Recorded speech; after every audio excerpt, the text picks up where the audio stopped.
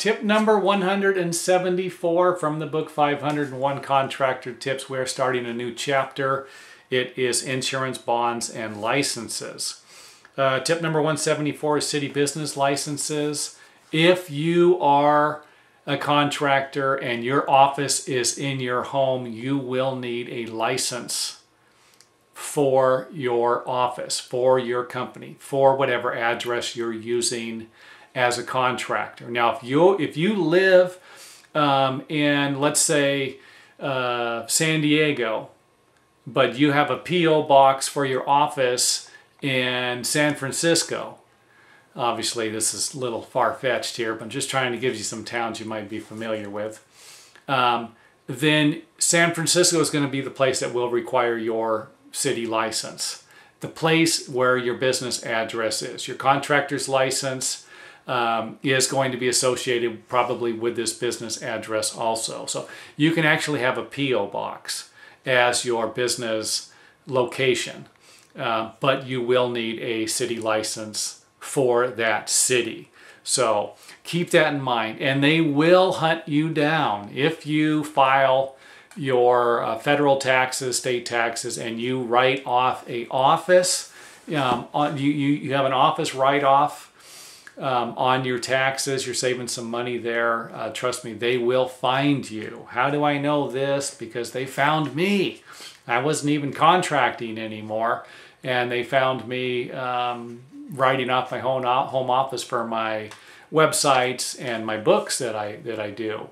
And they went back and penalized me. Now, I got some good news for you. As a contractor, you might be paying $150 to $300 a month, a year in city licenses, or more, depending on what you're doing. I think I was paying around $200 a month, a year for my city license. If you get to the point where you're writing books, I think my city license was about $45. So hey, if you want to looking for another field to get into, write some books or something like that, the city license is going to be a little bit cheaper. Okay, back to the tip here. You can also, as a contractor, get 6-month or whatever the city is offering. I remember we used to get 6-month licenses if that was what we needed. So if I went to go do a job in another city, so let's say that my business was located in San Diego, but I need to go to San Francisco to do this job. It's only going to take me 3 months. Most city license, the people who hand out the city licenses, they understand this problem and usually have licenses you can get for 6 months. Now, I don't know if you can get them for shorter, 3 months, 9 months, something like that. But I remember getting 6-month licenses because we're only going to be working a few months in the city. Now, if you're a plumber or you're doing work that's only going to take a day or two in a different town, it requires they want a city license.